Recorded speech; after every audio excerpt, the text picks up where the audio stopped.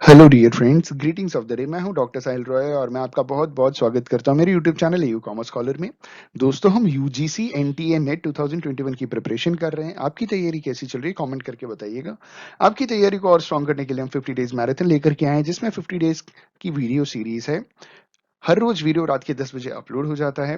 कुल मिलाकर के 50 वीडियो में 5000 एमसीक्यूज हम अपलोड करने वाले हैं। इसका मतलब हर वीडियो में 100 एमसीक्यूज मिलेंगे आपको। आज डे 24 है। कुल मिलाकर के लास्ट 23 डेज में हमने 23 वीडियोस अपलोड किए, जिसमें कुल मिलाकर के 2300 एमसीक्यूज है। अगर आपने वीडियोस नहीं देखे तो लिंक डिस्क्रिप्शन में है। अगर वीडियो से कुछ सीखने को मिले तो लाइक और कमेंट जरूर कीजिएगा, और अगर आप हमारे चैनल पर नए हैं तो प्लीज चैनल को सब्सक्राइब कर लीजिए और बेल आइकन दबा दीजिए, ताकि लेटेस्ट अपलोडेड वीडियो की नोटिफिकेशन आप मिस ना कर सकें और अपनी तैयारी को और स्ट्रॉन्ग कर लीजिए। दोस्तों, आज का हमारा टॉपिक है research methodology mock test part 24, जिसमें हम अगले 100 क्वेश्चंस कवर करने वाले हैं फ्रॉम एमसीक्यू 2301 टू 2400। दोस्तों, आइए शुरुआत करते हैं। हमारा पहला क्वेश्चन है, क्वेश्चन नंबर 301। क्वेश्चन है हमारा, when planning to do social research it is better to. सवाल ये पूछा जा रहा है कि सोशल साइंस जो रिसर्च होता है ना, social research, social science research, ठीक है। अगर आप सोशल रिसर्च प्लान कर रहे हैं करने के लिए, तो सबसे पहली चीज आपको क्या करनी है उस सोशल साइंस रिसर्च के टॉपिक से रिलेटेड, ठीक है। तो पहला ऑप्शन कह रहे हैं कि approach the topic with an open mind, ठीक है। दूसरा option, do a pilot study before getting stuck into it. तीसरा option, be familiar with the literature on the topic. और चौथा option, forget about theory because this is a very practical undertaking, can't have one without the other। तो देखिए, समझिएगा कि जब भी इंसान, जब भी कोई रिसर्चर सोशल साइंस रिसर्च में कोई टॉपिक चूज करता है और उस टॉपिक पे रिसर्च करने के लिए जाता है, तो सबसे पहला काम किसी भी रिसर्चर का ये होता है कि B familiar with the literature on the topic. आप कभी भी कोई भी रिसर्च करने जाएं, स्पेशली सोशल साइंस रिसर्च में, तो आपको उस पर्टिकुलर टॉपिक का जो भी रिव्यू ऑफ लिटरेचर है वो आपको करना पड़ेगा। आपको ये देखना पड़ेगा कि उस पर्टिकुलर टॉपिक के ऊपर कितना लिटरेचर का कंटेंट मिल रहा है। अगर एम्पल है, उसके बेसिस के ऊपर रिसर्च कर सकते हैं, देन आप जा सकते हो रिसर्च करने। लेकिन अगर आपको एम्पल टॉपिक नहीं मिल रहा, उस हिसाब से टॉपिक नहीं मिल रहा, उस हिसाब से आपको लिटरेचर नहीं मिल रहा, ठीक है, तो आप उस हिसाब से रिसर्च नहीं कर पाएंगे। तो यही कहा गया कि when planning to do social research it is better to be familiar with the literature on the topic, ठीक है। Option C is the correct.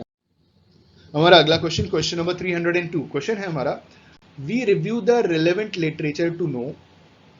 हम रिलेवेंट लिटरेचर का मतलब ये है कि वो जो टॉपिक है जिसमें हम रिसर्च करने जा रहे हैं, वो उससे रिलेटेड जो लिटरेचर होता है, दैट इज रिलेवेंट लिटरेचर। हम रिलेवेंट लिटरेचर को क्यों रिव्यू करते हैं, क्या जानने के लिए हम रिव्यू करते हैं। पहला option, what is already known about the topic, ठीक है। मतलब सिंपल सवाल ये पूछा जा रहा है कि हम रिव्यू ऑफ लिटरेचर क्यों करते हैं। तो इसमें पहला ऑप्शन कह रहे हैं कि what is already known about the topic, उस टॉपिक के बारे में क्या जानकारी है, अभी तक क्या पता है क्या नहीं पता है, वो पता करने के लिए।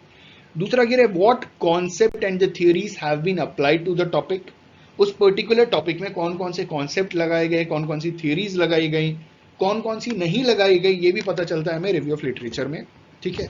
तीसरा कह रहे हैं who are the key contributors to the topic, मतलब उस पर्टिकुलर टॉपिक में कौन कौन इंसान है, कौन कौन व्यक्ति है जिसने बहुत ज्यादा अच्छा कॉन्ट्रीब्यूशन किया है, ठीक है। Whether in the form of thesis, whether in the form of research, किसने उस टॉपिक के ऊपर कंट्रीब्यूट किया है। क्या हम ये जानने के लिए रिव्यू ऑफ लिटरेचर करते हैं। चौथा ऑप्शन है ऑल ऑफ द अबव। तो इस क्वेश्चन का सही आंसर है option D, all of the above. क्योंकि जब भी हम रिव्यू ऑफ लिटरेचर करते हैं तो हम ये सारी चीजें जानने की कोशिश करते हैं जो भी अभी ऊपर बताया गया। तो हर एक चीज को, हर एक पहलू को समझने के लिए हमें रिव्यू ऑफ लिटरेचर करना पड़ेगा पर्टिकुलर टॉपिक में। तो इस हिसाब से option D is the correct answer for the given question.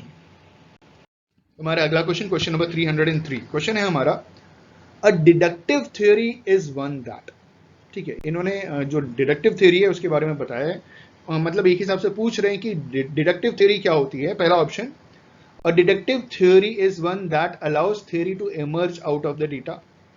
दूसरा option, a deductive theory is one that involves testing and explicitly defined hypothesis.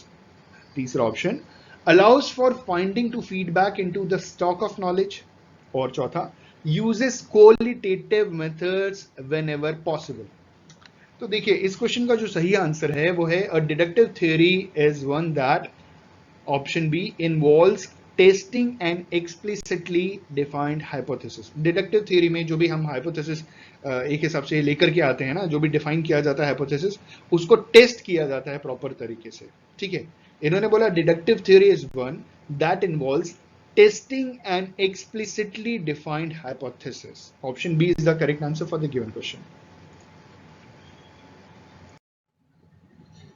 हमारा अगला क्वेश्चन, क्वेश्चन नंबर 304, क्वेश्चन है हमारा what does sampling cases mean.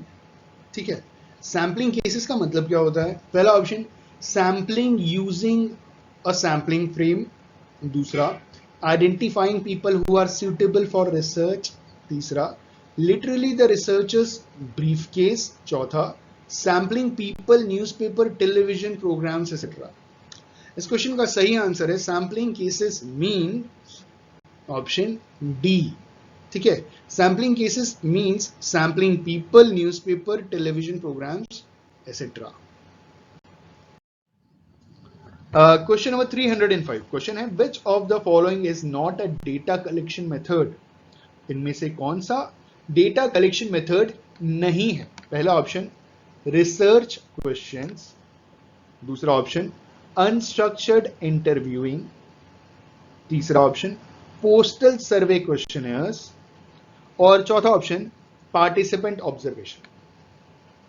इस question का सही answer है option A research questions. तो research questions are questions, they are not a data collection method. वो तरीका नहीं है, वो रिसर्च के सवाल है। हमें बीइंग अ रिसर्चर क्या सवाल पूछना है, they are simply literally questions. ठीक है, वो कोई तरीका नहीं है अपने मतलब डेटा कलेक्शन का। लेकिन अनस्ट्रक्चर्ड इंटरव्यूइंग, आप इंटरव्यू कर रहे हैं और डेटा कलेक्ट कर रहे हैं। अनस्ट्रक्चर्ड का मतलब अपने क्वेश्चंस और उसके आंसर्स प्रॉपर तरीके से फ्रेम नहीं किए। अनस्ट्रक्चर्ड, देखिए स्ट्रक्चर्ड में क्या होता है, ठीक है, स्ट्रक्चर्ड में क्वेश्चंस पूछे जाते हैं और उसके ऑप्शंस भी दिए रहते हैं। अनस्ट्रक्चर्ड में एक हिसाब से इंटरव्यू होता है, आप सवाल पूछते हैं और उसका आंसर आपके पास नहीं होता, जो सामने वाला जो आपको आंसर बोलेगा वो आपको लिखना पड़ेगा। Unstructured interviewing. पोस्टल सर्वे क्वेश्चनेयर्स, तो क्वेश्चनेयर भी डेटा कलेक्शन करने का मेथड तरीका है। आपको मालूम है ना, क्वेश्चनेयर भेज करके हम फॉर्म भरवाते हैं, मतलब क्वेश्चनेयर फिल करवाते हैं। पार्टिसिपेंट का ऑब्जर्वेशन भी एक डाटा कलेक्शन करने का मेथड है। लेकिन रिसर्च के questions is not a method. देखिए सवाल पे ध्यान दीजिएगा, it is not a method. Option A is the correct answer. अगला क्वेश्चन, क्वेश्चन नंबर 306, क्वेश्चन है हमारा why is data analysis concern with data reduction.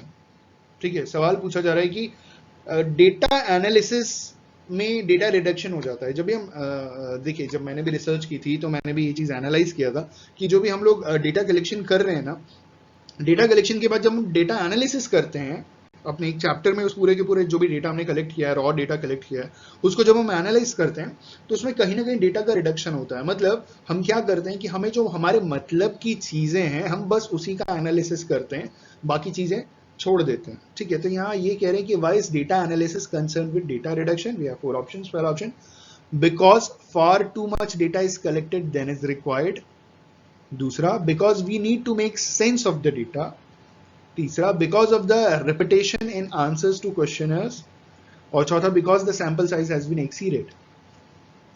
तो देखिए इस क्वेश्चन का सही आंसर है option B, because we need to make sense of the data. हमें उस डेटा में से कुछ सेंस निकालना है, कुछ सेंस बनाना है, उस डेटा कलेक्शन का कुछ मतलब निकलना चाहिए। तो इसलिए हम डेटा एनालिसिस में जो भी हमारे मतलब की चीजें हैं उसे हम लेकर के आते हैं, उसे बहुत ज्यादा हाईलाइट करते हैं, जो मतलब की नहीं होती उसे हम छोड़ देते हैं। तो पहला ऑप्शन गलत क्यों है? क्योंकि because far too much data is collected then is required बिल्कुल गलत है, ऐसा कुछ नहीं होता।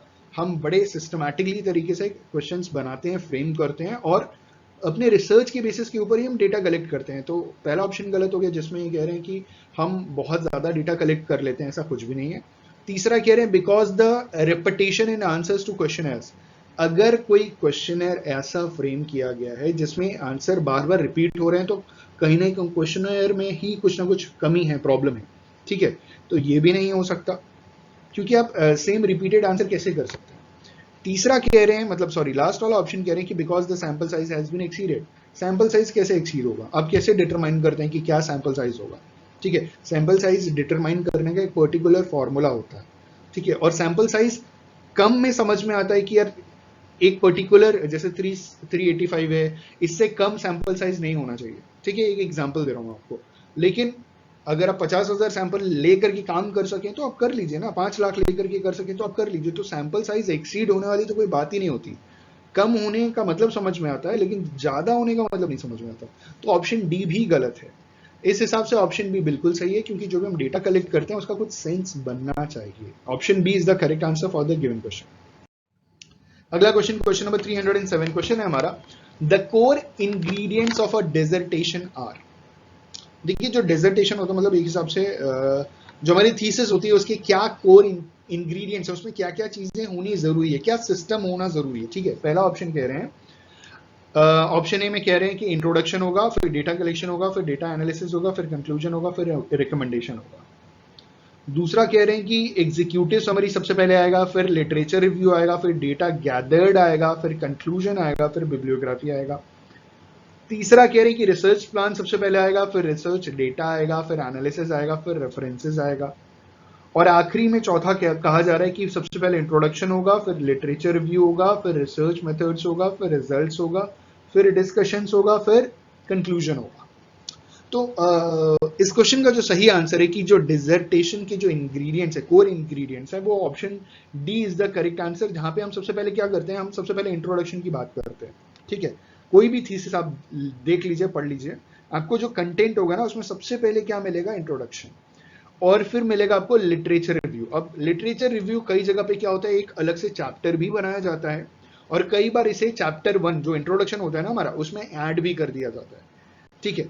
तो जो सही चीज है वो ये है कि आपको उसे चैप्टर 1 में ऐड करके बताना होता है। तो सबसे पहले हम इंट्रोडक्शन लिखते हैं, इंट्रोडक्शन के बाद उसी के अंदर या उसके बाद का जो चैप्टर होता है लिटरेचर रिव्यू होता है। उसके बाद आता है रिसर्च मेथड्स, ठीक है।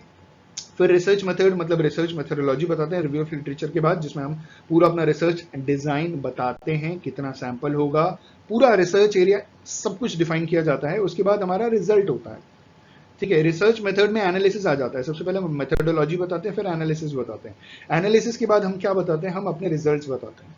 रिजल्ट्स जो भी आ गया हमारा, ठीक है, रिजल्ट्स जो भी हमारा आता है, उसके बाद हम डिस्कशन की बात करते हैं, उस टॉपिक के ऊपर डिस्कस करते हैं, क्या कमी है, क्या इसमें चेंजेस करनी चाहिए, और लास्ट में हम क्या करते हैं, उसका एक कंक्लूजन निकालते हैं। तो इस हिसाब से option D is the correct answer for the given question. अगला क्वेश्चन है हमारा क्वेश्चन नंबर 308। क्वेश्चन पूछा जा रहा है कि विच of the following is the component of ethnographic research. एक एथनोग्राफिक रिसर्च का इनमें से क्या क्या चीज कंपोनेंट है, ठीक है। पहला option, being immersed in a social group और सेटिंग। दूसरा, पार्टिसिपेंट ऑब्जर्वेशन इंटरव्यूज एंड और डॉक्यूमेंट्री एनालिसिस। तीसरा, a written account of an ethnographic study. और चौथा, ऑल ऑफ द अबव। तो इस क्वेश्चन का जो सही आंसर है, option D is the correct answer for the given question, ठीक है। अब देखिए एथनोग्राफिक रिसर्च क्या होता है कि एथनोग्राफिक स्टडीज या research focuses on large cultural groups of people who interact over time. Ethnography is a set of qualitative methods that are used in social sciences that focus on the observation of social practices and interactions. तो ये होता है ethnographic research, जिसमें being immersed in a social group और setting होना जरूरी है। दूसरा, participants observation interviews and और documentary analysis भी करना जरूरी है। A written account of an ethnographic study करना जरूरी है। तो option D is the correct answer for the given question, ठीक है। हमारा अगला क्वेश्चन, क्वेश्चन नंबर 309। क्वेश्चन है हमारा, what is one of the main disadvantage of using the covert role in ethnography. मतलब समझिएगा, कोवर्ट रोल का मतलब समझिएगा कि कोवर्ट एथनोग्राफिक रिसर्च जो होता है ना, it is a method which the researcher do not reveal the true purpose of their presence among the individuals they are observing। मतलब समझ रहे हैं आप, कोवर्ट रोल एथनोग्राफी में क्या होता है कि जो रिसर्चर होता है ना, वो एकदम सही सही बात रिवील नहीं करता है कि वो क्या ऑब्जर्व करने के लिए उस ग्रुप के अंदर आया है, ठीक है।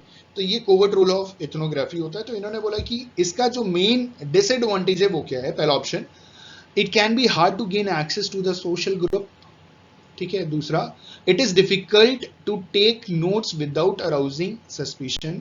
तीसरा, the problem of reactivity, people may change their behavior if they know they are being observed. और चौथा कह रहे हैं it is usually too time consuming and expensive to be a realistic option. तो देखिए इस क्वेश्चन का जो सही आंसर है वो ऑप्शन बी है. It is difficult to take notes without arousing suspicion. आप मतलब शक के दायरे में आए बिना नोट्स ले पाना बहुत मुश्किल है.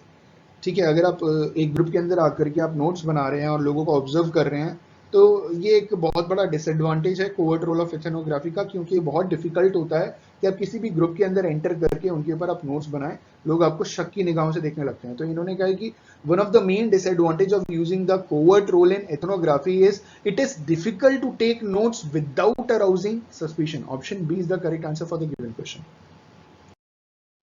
अगला क्वेश्चन, क्वेश्चन नंबर 310. क्वेश्चन है हमारा व्हाट इज अ की इन्फॉर्मेंट. की इन्फॉर्मेंट किसे कहते हैं? तो ऑप्शन में की इन्फॉर्मेंट का मतलब बताया गया है. तो पहला ऑप्शन हमारा a group member who helps the ethnographer gain access to relevant people और इवेंट्स. दूसरा a senior level member of the organisation who refuse to allow researchers into it. मतलब senior level member of organisation, किसी भी organisation के senior top level management या middle level जो भी है सीनियर लेवल, वो रिसर्चर को एंट्री ही नहीं करने देते हैं. ठीक है. तीसरा कह रहे हैं कि आप participant who appears to be helpful but then blows the researchers cover. और चौथा कह रहे हैं कि someone who cuts keys to help the ethnographer gain access to the building. इस क्वेश्चन का सही आंसर है ऑप्शन ए. की इन्फॉर्मेंट जो होता है वो ग्रुप मेंबर, वो ग्रुप का मेंबर होता है, उस ग्रुप का मेंबर होता है जहां पे जिस ग्रुप के अंदर जाकर के हमें क्या करना है, स्टडी करना है. ठीक है. वो उस ग्रुप का मेंबर होता है जो हमें हेल्प करता है, हमें किसी एथनोग्राफर को हेल्प करता है ताकि हम रिलेवेंट लोगो या इवेंट को एक्सेस कर सकें. ठीक है. और हमें जो भी जानकारी चाहिए मिल जाए. Option A is the correct answer for the given question. तो आई होप कि आप समझ गए होंगे कि इंफॉर्मेंट किसे कहते हैं.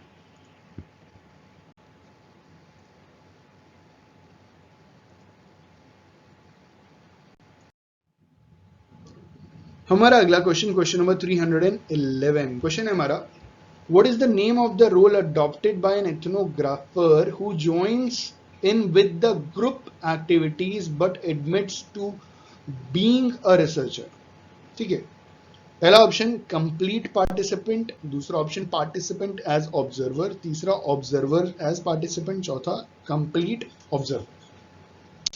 इस क्वेश्चन का सही आंसर क्या होगा? इस क्वेश्चन का सही आंसर होगा option C.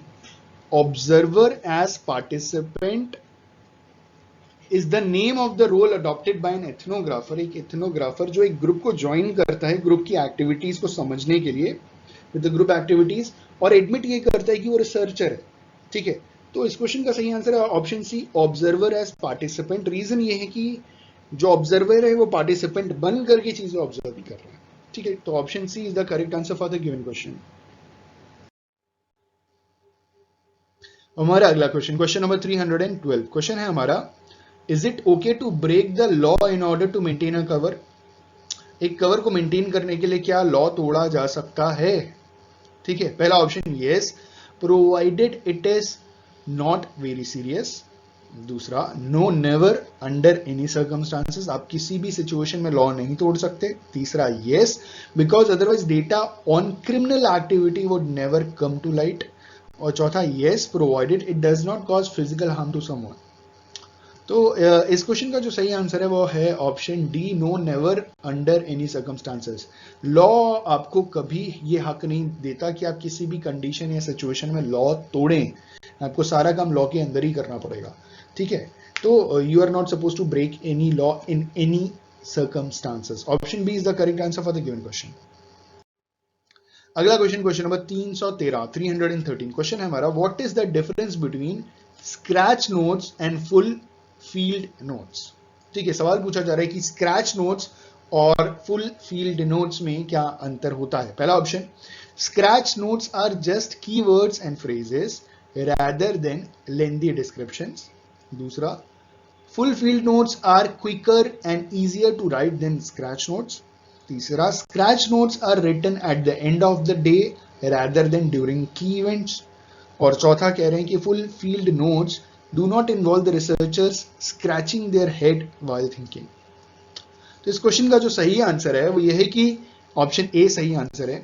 Scratch notes are just keywords and phrases rather than lengthy descriptions. मतलब full field notes lengthy descriptions होते हैं और scratch notes are only keywords and phrases. तो option A is the correct answer for the given question. हमारा अगला question, question number 314, और question है हमारा, what are the two main types of data that can be used in visual ethnography. Visual ethnography में कौन से दो तरीके के डेटा का इस्तेमाल किया जाता है? पहला ऑप्शन पॉजिटिविस्ट एंड इंटरप्रेटिविस्ट, दूसरा क्वालिटेटिव एंड क्वांटिटेटिव डेटा, तीसरा है नॉमिनल एंड ऑर्डिनल, और चौथा है एक्सटेंट एंड रिसर्च ड्रिवन। इस क्वेश्चन का सही answer option D, extent and research driven are two main types of data that can be used in visual ethnography. Option D is the correct answer for the given question. हमारा अगला question, question number 315, question है हमारा, which of the following makes qualitative interviewing distinct from structured interviewing. सवाल पूछा जा रहा है कि इनमें से कौन सा क्वालिटेटिव इंटरव्यूइंग को स्ट्रक्चर्ड इंटरव्यूइंग से अलग बनाता है। ठीक है, पहला option, the procedure is less standardized, दूसरा rambling off the topic is not a problem, तीसरा the researcher seeks rich detailed answers, और चौथा ऑल ऑफ द अबव। तो इस प्रश्न का सही उत्तर है option D, all of the above. ठीक है, ये सारी चीजें होती हैं, मतलब ये सारी चीजें क्वालिटेटिव इंटरव्यूइंग को स्ट्रक्चर्ड इंटरव्यूइंग से अलग बनाती हैं। ठीक है, ऑप्शन डी इज द सत्य आंसर, सही आंसर। अगला क्वेश्चन, क्वेश्चन नंबर 316, क्वेश्चन है हमारा, which of the following is not a type of qualitative interview. इनमें से कौन सा क्वालिटेटिव इंटरव्यू का एक टाइप नहीं है? पहला ऑप्शन अनस्ट्रक्चर्ड इंटरव्यू, दूसरा है ओरल हिस्ट्री इंटरव्यू, तीसरा है स्ट्रक्चर्ड इंटरव्यू, चौथा है फोकस ग्रुप इंटरव्यू। तो इस क्वेश्चन का सही आंसर है, which of the following is not a type of qualitative interview. Option C, structured interview is not a type of qualitative interview. Structured interview में questions भी हम सेट करते हैं और साथ ही साथ उसके आंसर्स भी हम बता देते हैं। ठीक है, उसी आंसर्स में से आपको चूज करना होता है, रिस्पोंडेंट को चूज करना होता है। तो दिस इज स्ट्रक्चर्ड इंटरव्यू। इन्होंने बोला कि विच of the following is not a type of qualitative interview. तो क्वालिटेटिव इंटरव्यू में कभी भी हम आंसर नहीं बताते, सामने वाले से आंसर हम एक्सपेक्ट करते हैं। तो option C is the correct answer for the given question. अगला क्वेश्चन, क्वेश्चन नंबर 317, क्वेश्चन है हमारा, why is it helpful to prepare an interview guide before conducting semi structured interviews. ठीक है, ऑप्शन ए है हमारा, so that the data from different interviews will be comparable and relevant to your research question. दूसरा, so that you can calculate the statistical significance of the result. तीसरा, in order to allow participants complete control over the topics they discuss. और चौथा, to make the sample more representative. इस question का सही answer है, so that the data from different interviews will be comparable and relevant to your research question. इसीलिए जो guide बनाने की बात की गई है ना, कि it is helpful to prepare an interview guide before conducting semi structured interviews. Reason ये है कि ये जो इंटरव्यू गाइड हम बना रहे हैं, इसमें जो आंसर्स हमें मिलेंगे ना, उसे हम कंपेयर कर सकें। Option A is the correct answer for the given question. अगला क्वेश्चन, क्वेश्चन नंबर 318, क्वेश्चन है हमारा, व्हाट इज प्रोबिंग क्वेश्चन। ठीक है, सवाल पूछा जा रहा है कि प्रोबिंग क्वेश्चन क्या होता है। पहला ऑप्शन है हमारा, one that enquires about a sensitive और डीपली पर्सनल इशू, दूसरा, one that encourages the interviewee to say more about a topic, तीसरा, one that asks indirectly about a people's opinion, और चौथा कह रहे हैं one that moves the conversation on the other topic। तो इस question का सही आंसर है option B, probing question is one that encourages the interviewee to say more about a topic। ठीक है, option B is the correct answer for the given question. Probing question यही होता है कि जो इंटरव्यू होता है वो एकदम बोलना शुरू कर देता है डिटेल में। ऑप्शन बी सही जवाब। अगला क्वेश्चन, क्वेश्चन नंबर 319, क्वेश्चन है हमारा, what can you do to reduce the time consuming nature of transcribing interviews. जो ट्रांसक्राइबिंग इंटरव्यूज होते हैं उसका जो टाइम कंज्यूमिंग नेचर होता है उसे रिड्यूस करने के लिए हम क्या कर सकते हैं? What can you do to reduce the time consuming nature of transcribing interviews? पहला option, use a transcribing machine. दूसरा, employ someone to transcribe for you. तीसरा, transcribe only selected parts of the interviews. और चौथा, all of the above. इस question का सही answer है option D, all of the above. हम इनमें से कुछ भी कर सकते हैं या सब कुछ कर सकते हैं। We can use a transcribing machine to reduce the time consuming nature of transcribing interviews. We can employ someone to transcribe for us, ठीक है, और या transcribe only selected parts of the interviews. तो all of the above is the correct answer for the given question.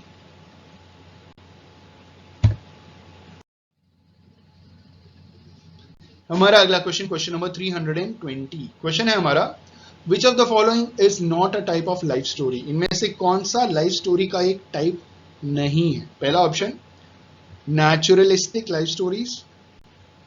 दूसरा, realistic life stories.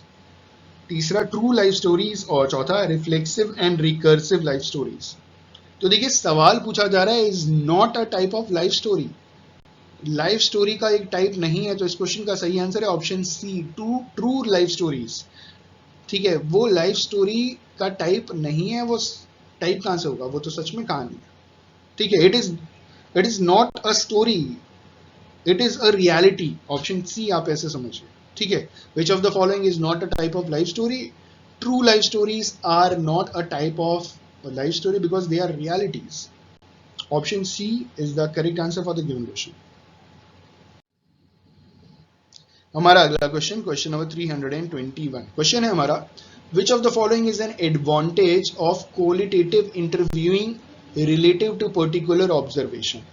ठीक है, पहला option, it allows you to find out about issues that are resistant to observation.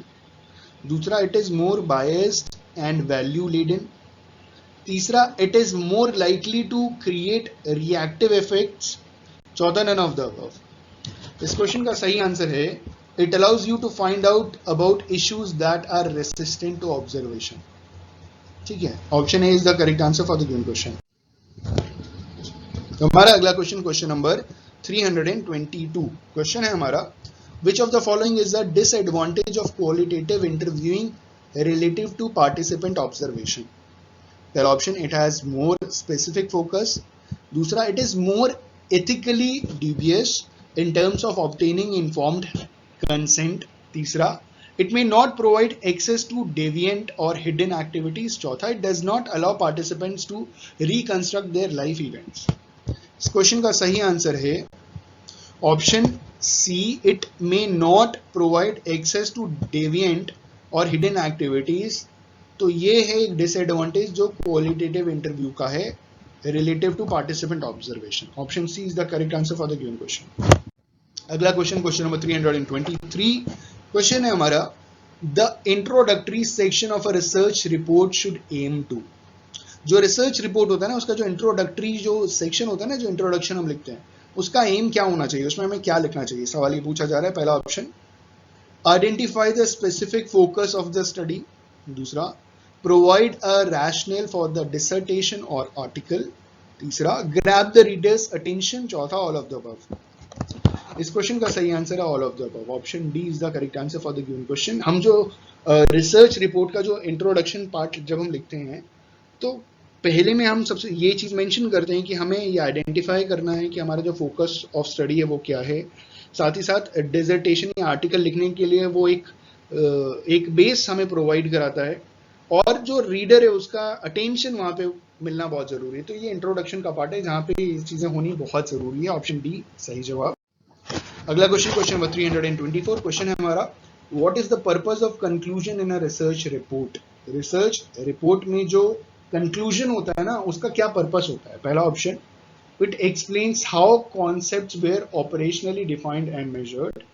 दूसरा, it contains a useful review of the relevant literature.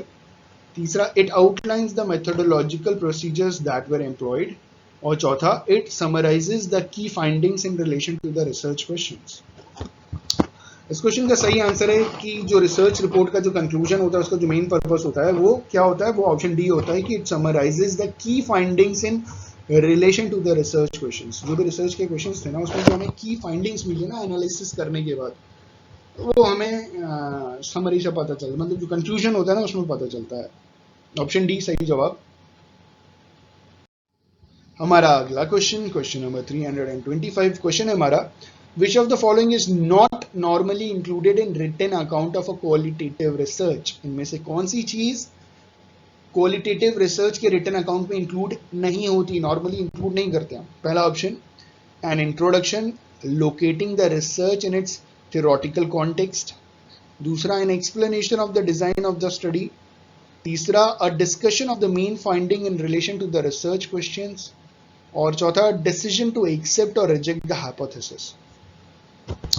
इस question का सही answer है कि जो क्वालिटेटिव रिसर्च होती है ना, उसमें उसकी जो रिटन अकाउंट में क्या चीज नॉर्मली ऐड नहीं होती, वो ऑप्शन डी है कि अ डिसीजन टू एक्सेप्ट और रिजेक्ट द हाइपोथेसिस।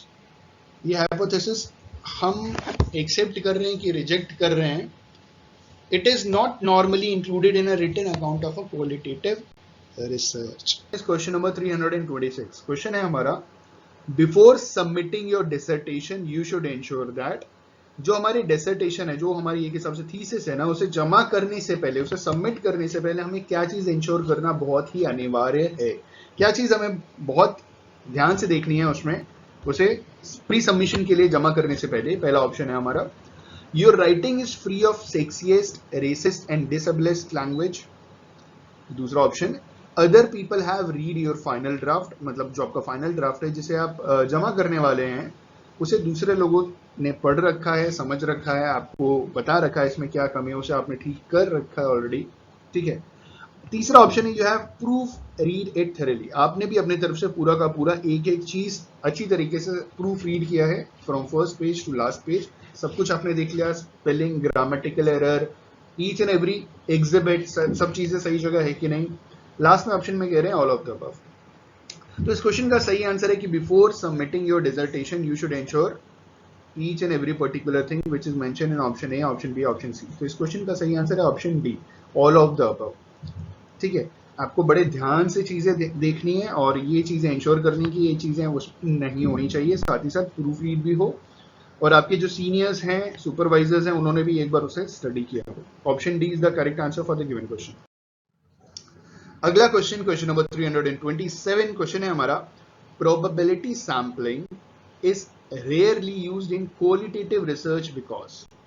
सवाल बहुत साधारण है, सवाल पूछा जा रहा है कि क्वालिटेटिव रिसर्च में प्रोबेबिलिटी सैम्पलिंग बहुत रेयरली इस्तेमाल होती है, कारण बताइए। ठीक है, you have to give the reason. पहला option, qualitative researchers are not trained in statistics. ऐसा कुछ नहीं है, जो भी रिसर्चर्स होते हैं ना, वो स्टैटिस्टिक्स उनको आती है तभी वो रिसर्चर है, मतलब रिसर्च में स्टैटिस्टिक्स है, स्टैटिस्टिक्स के बिना, स्टैटिस्टिकल टूल्स के बिना रिसर्च कुछ भी नहीं है। तो statistics is one of the most important part in research, और अगर किसी भी रिसर्चर को स्टैटिस्टिक्स नहीं आती तो रिसर्च नहीं कर सकता वो। ठीक है, तो पहला ऑप्शन एक हिसाब से गलत हो गया, आप समझ गए कि qualitative researchers are not trained in statistics. दूसरा कह रहे हैं कि it is very old fashion. अच्छा, तीसरा ऑप्शन है it is often not feasible, और चौथा ऑप्शन है research questions are more important than sampling. ठीक है, देखिए सैम्पलिंग और रिसर्च क्वेश्चंस दोनों अलग अलग चीजें हैं और दोनों ही इंपॉर्टेंट हैं, तो ऑप्शन डी भी गलत है, ऑप्शन ए भी गलत है। ऑप्शन बी में कह it is very old fashion, कौन सी चीज ओल्ड फैशन है पढ़ाई लिखाई में, रिसर्च में? There is nothing old fashion, पुरानी थियरीज होती हैं, ट्रेडिशनल थियरीज होती हैं, मॉडर्न थियरीज होती है, ओल्ड फैशन तो हम तो कुछ बोलते हैं। इस हिसाब से सही आंसर है हमारा option C, it is often not feasible. Probability sampling is rarely used in qualitative research because it is often not feasible. ठीक है, वो feasible नहीं है इसलिए इस्तेमाल नहीं होती। अगला क्वेश्चन, क्वेश्चन नंबर 328 क्वेश्चन है हमारा, the two levels of sampling used by Savage et al 2005 for the Manchester study were। सवाल पूछा जा रहा है कि 2005 में मैनचेस्टर की जो स्टडी हुई थी उसमें जो दो लेवल सैम्पलिंग का इस्तेमाल किया गया था सेवेज एट ऑल ने। सेवेज जो एक रिसर्चर है और एट ऑल का मतलब उनके साथ और भी निम्नलिखित रिसर्चर है, ढेर सारे रिसर्चर हैं जिनका नाम नहीं है, मतलब इतने सारे हैं कि उनका नाम नहीं लिख सकते, तो हम क्या करते हैं कि नाम के बाद हम एटॉल डॉट लगा देते हैं, ठीक है। तो सवाल ये पूछा जा रहा है कि मैनचेस्टर की जो स्टडी हुई थी 2005 में, उसमें सेवेज एटॉल ने जो 2 लेवल सैम्पलिंग यूज किया था वो कौन कौन सा था? पहला ऑप्शन रैंडम एंड पर्पसिव, दूसरा है कन्वीनियंस एंड स्नोबॉल, तीसरा है स्टैटिस्टिकल एंड नॉन स्टैटिस्टिकल, चौथा है कॉन्टेक्स्ट एंड पार्टिसिपेंट्स। इस क्वेश्चन का सही आंसर है option D, context and participants. The two levels of sampling used by Savage et al. 2005 for the Manchester study were context and participants. Option D is the correct answer for the given question. हमारा अगला question, question number 329। Question है हमारा, which of the following is not a type of purposive sampling? इनमें से कौन सा purposive sampling का एक टाइप नहीं है? पहला ऑप्शन प्रोबेबिलिटी सैम्पलिंग, दूसरा ऑप्शन डेविएंट केस सैम्पलिंग, तीसरा ऑप्शन थ्योरेटिकल सैम्पलिंग, चौथा ऑप्शन स्नोबॉल सैम्पलिंग। इस क्वेश्चन का जो सही आंसर है वो है option A, probability sampling is not a type of purposive sampling. ठीक है, पर्पसिव सैम्पलिंग आप समझते हैं ना। अगर आप रिसर्च पढ़ना चाहते हैं तो लिंक डिस्क्रिप्शन में मैंने रिसर्च मेथोडोलॉजी के ऊपर बहुत सारे वीडियोस बना रखे हैं, और आने वाले टाइम में आपको और भी वीडियोस मिलेंगे। हर एक छोटी छोटी टॉपिक के ऊपर आपको वीडियो मिलेगा, मतलब पूरी की पूरी रिसर्च मेथोडोलॉजी मेरे चैनल में भर जाएगा, आने वाले समय में आपको देखने को मिलेगा। मैं ऑलरेडी इंश्योरेंस भर चुका हूँ, साथ ही साथ बहुत सारे सब्जेक्ट्स भी अपलोडेड हैं, लेकिन आने वाले समय में मेरा अगला टारगेट ये है कि मैं रिसर्च मेथोडोलॉजी की छोटी छोटी बारीकी को अपलोड करूँ। ठीक है, तो बने रहिए हमारे साथ। चैनल सब्सक्राइब नहीं किया तो कर लीजिए, आने वाले समय में आपको बहुत बेनिफिशियल वीडियोस मिलने वाले हैं। ऑप्शन ए सही जवाब है इस क्वेश्चन का। हमारा अगला क्वेश्चन, क्वेश्चन नंबर 330। क्वेश्चन है हमारा, the minimum sample size for qualitative interviewing is? Qualitative interview करने के लिए जो मिनिमम सैंपल साइज है वो क्या है? पहला ऑप्शन 30, दूसरा ऑप्शन 31, तीसरा ऑप्शन 60 और चौथा ऑप्शन इट्स हार्ड टू से। तो इस क्वेश्चन का जो सही आंसर है आप बताइए क्या होना चाहिए, आपके हिसाब से क्या होना चाहिए? देखिए, इस क्वेश्चन का सही आंसर है कि जब हम क्वालिटेटिव इंटरव्यू करते हैं ना, तो जो मिनिमम सैंपल साइज है इट इज हार्ड टू से। हम बता नहीं सकते कि क्वालिटेटिव इंटरव्यू में जो मिनिमम सैंपल साइज है वो हम किस बेसिस पे बताएंगे। ठीक है, तो always it is very hard to say what is the minimum sample size for qualitative interview. ठीक है, option D is the correct answer for the given question. अगला क्वेश्चन, क्वेश्चन नंबर 331। क्वेश्चन है हमारा, why is an ethnographic study unlikely to use a probability sample? सवाल पूछा जा रहा है कि जब भी हम एथनोग्राफिक स्टडी करते हैं तो हम प्रोबेबिलिटी सैंपलिंग नॉर्मली नहीं लेते हैं, तो क्यों नहीं लेते हैं, सवाल ये पूछा गया है। तो इसका पहला ऑप्शन है because the meaning of understanding is more important than that of generalization. ठीक है, मतलब समझना ज्यादा अनिवार्य है, महत्वपूर्ण है जनरलाइजेशन करने के बजाय। हमें जो मेन मोटिव होता है ना एथनोग्राफिक स्टडी का, उसका मीनिंग समझना है, is more important than of generalization. दूसरा ऑप्शन कह रहे हैं because of the researcher can not control who is willing to talk to them. सही बात है, ये भी बात हो सकती है कि रिसर्चर जो एथनोग्राफिक स्टडी होती है तो वो ये रिसर्चर के कंट्रोल में नहीं है कि कौन उनसे बात करने वाला है।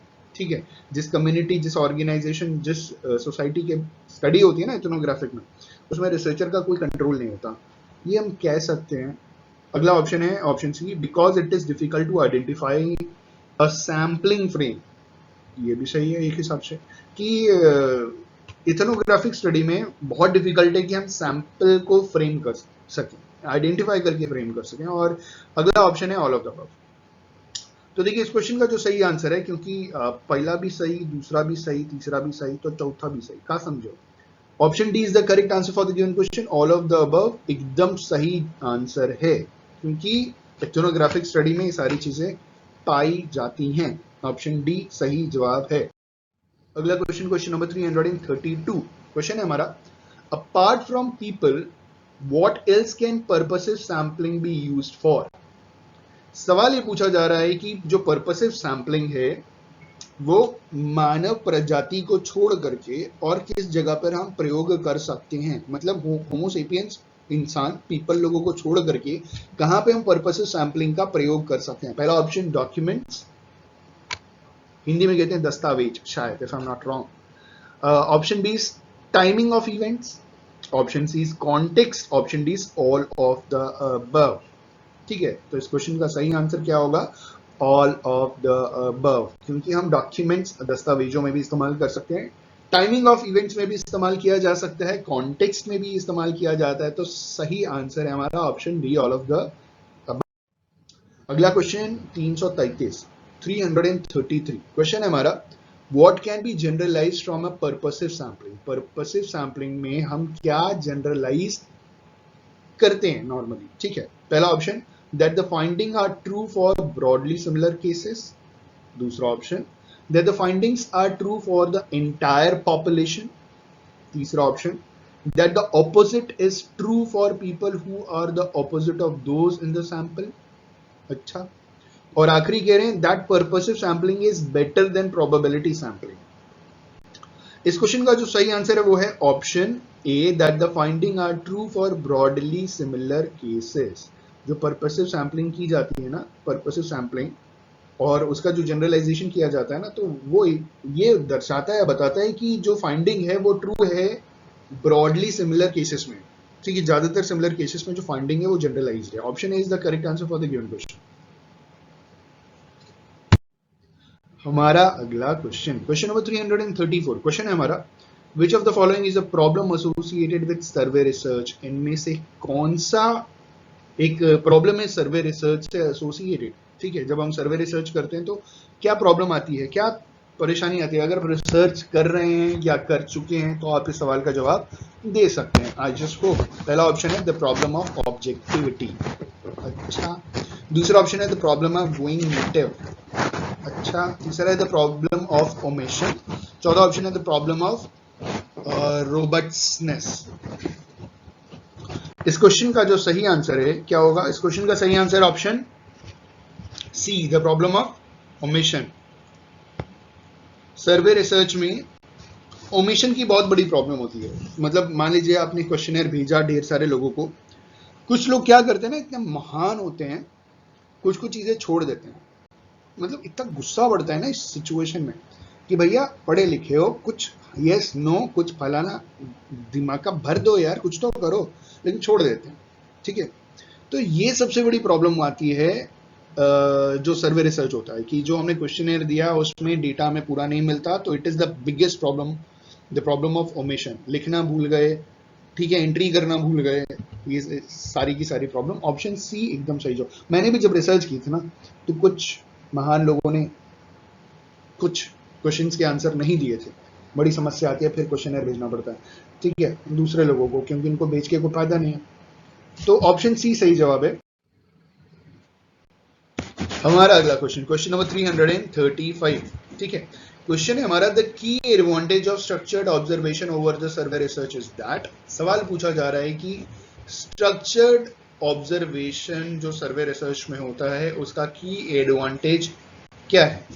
ठीक है, पहला option, it does not rely on the researcher's ability to take notes.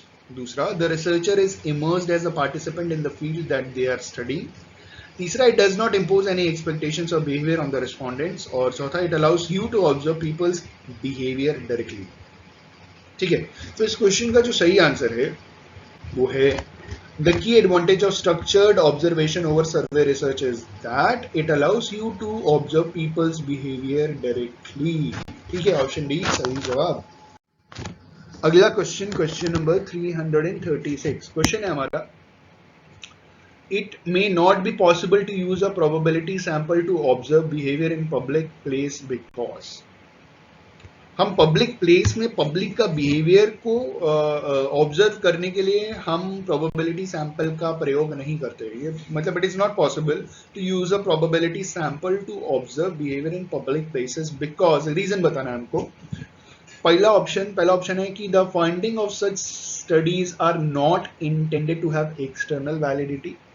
ठीक है, दूसरा, it is not feasible to construct a sampling frame of interactions. General public के बीच में आप किससे इंटरैक्ट करेंगे, उसका सैंपल आप कैसे कंस्ट्रक्ट कर सकते हैं, कैसे फ्रेम कर सकते हैं, वो फीजिबल नहीं है। ठीक है, ऑप्शन बी।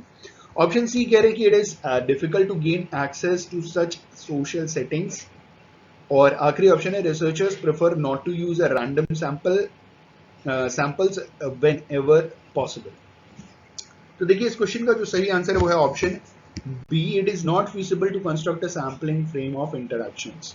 ठीक है, it is not possible, sorry, it may not be possible to use a probability sample to observe behavior in public places because it is not feasible to construct a sampling frame of interaction, option B। अगला question, question number 337, question है हमारा, which of the following is not a type of sampling used in structured observation। Structured observation में इनमें से कौन सा sampling का type नहीं है? ठीक है, पहला ऑप्शन फोकल सैंपलिंग, दूसरा ऑप्शन स्कैन सैंपलिंग, तीसरा ऑप्शन इमोशनल सैंपलिंग, चौथा ऑप्शन बिहेवियर सैंपलिंग। इस क्वेश्चन का सही आंसर है option C, emotional sampling. Emotional sampling is not a type of sampling used in structured observation. हमारा अगला क्वेश्चन, क्वेश्चन नंबर 338, और क्वेश्चन है हमारा, one of the criticism often leveled at structured observation is that, पहला option, it does not allow us to impose any framework on social setting, दूसरा option, it only generates a small amount of data, तीसरा, it is unethical to observe people without any observation schedule, और चौथा, it does not allow us to understand the intentions behind behavior। तो इस question का सही answer क्या है? इस क्वेश्चन का सही आंसर है कि one of the criticism often levelled at structured observation is that it does not allows us to understand the intentions behind the behavior। Option D is the correct answer for the given question। हमारा अगला question, question number 339, और question है हमारा, what is a research design. बहुत महत्वपूर्ण question है, एक researcher के लिए तो बहुत ही अनिवार्य क्वेश्चन है, उसको मालूम होना चाहिए ये रिसर्च डिजाइन होता क्या है। ठीक है, अगर आप रिसर्चर हैं, उम्मीद है आपको इसका आंसर मालूम होगा, या अगर आप रिसर्च कर चुके हैं, पीएचडी है आपके पास, तो आपको इस प्रश्न का उत्तर मालूम होगा। ठीक है, पहला ऑप्शन है, way of conducting research that is not grounded in theory, दूसरा option, the choice between using a qualitative and quantitative methods, तीसरा ऑप्शन है, the style in which you present your research findings, example a graph, और चौथा है, framework for every stage of collection and analysis of data. ठीक है, तो research design, देखिए जब भी हम थीसिस लिखते हैं ना, तो पहला चैप्टर कौन सा होता है? इंट्रोडक्शन, और कई बार इंट्रोडक्शन के अंदर रिव्यू ऑफ लिटरेचर आता है, या रिव्यू ऑफ लिटरेचर का दूसरा चैप्टर बना दिया जाता है। तीसरा चैप्टर अमूमन जो बनाया जाता है, जो भी कंपनी आपने सेलेक्ट की है उसकी प्रोफाइल बनाई जाती है, और चौथा जो चैप्टर होता है वो रिसर्च मेथोडोलॉजी होता है, जिसके अंदर रिसर्च डिजाइन होता है, और रिसर्च डिजाइन के अंदर हम बताते हैं it is a framework for every stage of the collection and analysis of data. ठीक है, उसके बाद कलेक्शन एनालिसिस ऑफ डेटा होता है। रिसर्च डिजाइन में हम सारी चीजें बताते हैं कि हमारा सैंपल साइज क्या होगा, उसके बाद डेटा कलेक्शन का मेथड क्या होगा, क्वेश्चनर कैसा होगा, इंटरव्यू कैसे होगा, रिस्पोंडेंट्स कौन होंगे, सारी की सारी चीजें, सब कुछ बता दिया जाता है, अपने पॉपुलेशन से लेकर के period of study, each and everything is mentioned in research design. तो एक तरीके का फ्रेमवर्क है जहां पे हर स्टेज को बताया जाता है। ऑप्शन डी सही जवाब है। अगला क्वेश्चन, क्वेश्चन नंबर 340, क्वेश्चन है हमारा, if a study is reliable this means that, अगर एक स्टडी रिलायबल है इसका मतलब क्या है? ठीक है, पहला option, it was conducted by a reputable researcher who can be trusted. ठीक है, मतलब समझ रहे हैं, कोई हाई फाई बहुत पहुंचेले टाइप्स रिसर्चर हैं जिन्होंने ढेर सारा अपना जिंदगी रिसर्च में लगा दिया, ढेर सारी फाइंडिंग्स की हैं। तो अगर इस टाइप के महान लोग अगर कोई रिसर्च करते हैं तो क्या हम उसे रिलायबल कंसीडर करेंगे? दूसरा ऑप्शन है, रिलायबल स्टडी जो होती है इसका मतलब ये होता है, the measures device for concepts are stable on different occasions. तीसरा है, the findings can be generalized to other social settings, और चौथा है, the methods are stated clearly enough for the research to be replicated. इस question का सही answer है option B, if a study is reliable this means that the measures devised for concepts are stable on different occasions। Option B सही जवाब। हमारा अगला question, question number 341, question है हमारा, इन an experimental design the dependent variable is, experimental design में जो dependent variable है वो क्या है? ठीक है, आपको मालूम है ना, डिपेंडेंट और इंडिपेंडेंट दो तरीके के वेरिएबल्स होते हैं। तो इन्होंने बोला एक्सपेरिमेंटल, मतलब पूछ रहे हैं एक्सपेरिमेंटल डिजाइन में डिपेंडेंट वेरिएबल क्या होता है? पहला option, The one that is not manipulated and in which any changes are observed. दूसरा option, the one that is manipulated in order to observe any effect on the other. तीसरा, measure of the extent to which personal values affect research. और चौथा, an ambiguous concept whose meaning depends on how it is defined. ठीक है, इस question का सही answer, in an experimental research design the dependent variable is the one, option A, the one that is not manipulated and in which any changes are observe, जिसे हम manipulate नहीं कर सकते और कोई भी चेंज हम ऑब्जर्व कर सकते हैं. ठीक है, वो एक्सपेरिमेंटल डिजाइन होता है और उसका जो डिपेंडेंट वेरिएबल होता है. तो जो एक्सपेरिमेंटल डिजाइन का जो डिपेंडेंट वेरिएबल है वो मैनिपुलेट नहीं होता और जिसमें चेंजेस को हम ऑब्जर्व करते हैं. ऑप्शन ए सही जवाब. अगला क्वेश्चन, क्वेश्चन नंबर 342. क्वेश्चन है हमारा, what is a cross sectional design. ठीक है, पहला option, a study of one particular section of society, example the middle class. दूसरा option, one that is devised when the researcher is in a bad mood. तीसरा, the collection of data from more than one case at one moment in time. और चौथा, a comparison of two और more variables over a long period of time. इस question का सही answer है option C, the collection of data from more than one cases at one moment in time. Option C is the correct answer for the given question. हमारा अगला question, question number 343. Question है हमारा, cross cultural studies are an example of case study design, comparative design, experimental design, longitudinal design. तो इस question का सही answer है, जो क्रॉस कल्चरल स्टडीज होती है ना, वो कंपैरेटिव डिजाइन होती है, कंपैरेटिव स्टडी होती है. ठीक है, option B is the correct answer for the given question. तो cross cultural studies are an example of comparative design. Option B. हमारा अगला क्वेश्चन, क्वेश्चन नंबर 344. क्वेश्चन है हमारा, व्हाट इज ग्रैंड थ्योरी. सवाल पूछा जा रहा है कि ग्रैंड थ्योरी क्या है. पहला option, one that was proposed by one of the major theorists in the sociological tradition. दूसरा, one that is highly abstract and makes broad generalizations about the social world. तीसरा, an intermediate level explanation of observed irregularities. और चौथा, a particularly satisfactory theory that makes the researcher feel happy. इस question का सही answer है option B, grand theory का मतलब है one that is highly abstract and makes broad generalisations about the social world. Option B is the correct answer. अगला question, question number 345. Question है हमारा, an inductive theory is one that involves testing an explicitly defined hypothesis. दूसरा, does not allow for findings to feed back into the stock of knowledge. तीसरा, uses quantitative methods whenever possible. और आखिरी option है, allows theory to emerge out of the data. इस question का सही answer है, inductive theory is one that allows theory to emerge out of the data. Option D is the correct answer for the given question. हमारा अगला question, question number 346. Question है हमारा, the qualitative research strategy places a value on using numbers, measurements and statistical techniques, generating theories through inductive research about social meanings. तीसरा है, conducting research that is of a very high quality. और चौथा है, all of the above. इस question का सही answer है, the qualitative research strategy places a value on generating theories through inductive research about social meaning. Option B is the correct answer for the given question. हमारा अगला question, question number 347. Question है हमारा, an important practical issue to consider when designing a research project is. जब भी हम research project को design करते हैं तो जो सबसे इंपॉर्टेंट प्रैक्टिकल इश्यू है जिसे हमें कंसिडर करना होता है वो क्या है. पहला option, which theoretical perspective you find most interesting.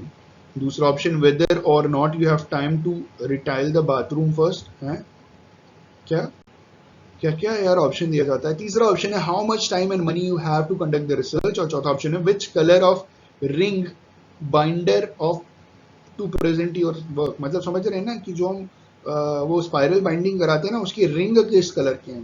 क्या बात है, क्या ऑप्शंस दिए जाते हैं। इस क्वेश्चन का सही आंसर है, an important practical issue to consider when designing a research project is how much time and money you have to conduct the research. आपके पास रिसर्च को कंडक्ट करने का कितना समय है और कितना पैसा है, ये मैटर करता है, ये प्रैक्टिकल इशू है रिसर्च डिजाइन में। अगला क्वेश्चन, क्वेश्चन नंबर 348 क्वेश्चन है हमारा, you can manage your time and resources best by. हम अपने समय और रिसोर्सेज को बहुत ही बेहतरीन तरीके से मैनेज कर सकते हैं। कैसे? पहला option, working out a time table, सबसे पहले टाइम टेबल बनाने का। दूसरा कह रहे हैं finding out what resources are readily available to you, पता ये करने का कौन कौन सा साधन हमारे पास, संसाधन हमारे पास रेडिली अवेलेबल है, समझते हैं ना। अगला कह रहे हैं कि calculating a budget for likely expenditure, कि आपको जो भी खर्चा होने वाला है ना उसका एक बजट को calculate, budget is financial planning, समझते हैं ना, उसको कैलकुलेट करने का। और आखिरी कह रहे हैं ऑल ऑफ द अबव। तो इस क्वेश्चन का सही आंसर है option D, all of the above. हमें सब कुछ करने की जरूरत है, हमें अपना टाइम टेबल भी बनाना है स्टडी करने से पहले, ठीक है। दूसरा, हमें अपने रिसोर्सेस को भी पता करना है, क्या क्या रेडिली अवेलेबल रिसोर्सेस हमारे पास, क्या ऑनलाइन जर्नल्स हैं, बुक्स हैं, जो भी है। फिर हमें अपना बजट भी देखने का, तो ऑप्शन डी सही जवाब। अगला क्वेश्चन है हमारा, क्वेश्चन नंबर 349, और क्वेश्चन है हमारा, how can you tell if your research questions are really good. आप ये कैसे बता सकते हैं कि जो आपका रिसर्च का जो क्वेश्चन है ना बहुत ही सॉलिड है, तगड़ा है एकदम, ठीक है। पहला option, if they guide your literature search. दूसरा option, if they are linked together to help you construct a coherent argument. तीसरा option, if they force you to narrow the scope of your research. और चौथा है all of the above. इस question का सही answer है option D, all of the above. इन सारे रीजन से या कारण से या इन सारे तरीके से हम ये पता लगा सकते हैं कि जो हमारा क्वेश्चन के जो क्वेश्चन है ना, रिसर्च के जो क्वेश्चन हैं जो हमने क्वेश्चन में पुट अप किए हैं, वो एकदम जबरदस्त है। और आखिरी क्वेश्चन है हमारा, क्वेश्चन नंबर 350। क्वेश्चन हमारा, which of the following should be included in a research proposal. Research proposal समझते हैं ना, सिनॉप्सिस राइटिंग, वीडियो बना चुके हैं, बहुत फेमस हुआ है, लिंक डिस्क्रिप्शन में मिल जाएगा, आप देख लीजिएगा, जबरदस्त वीडियो है। तो सवाल ये पूछा जा रहा है कि विच of the following should be included in research proposal. Research proposal जो सिनॉप्सिस होती है ना रिसर्च प्रपोजल, उसमें क्या क्या चीजें इंक्लूड की जाती हैं। पहला option, your academic status and experience है, अच्छा। अगला ऑप्शन है, the difficulties you encounter with your previous reading on the topic.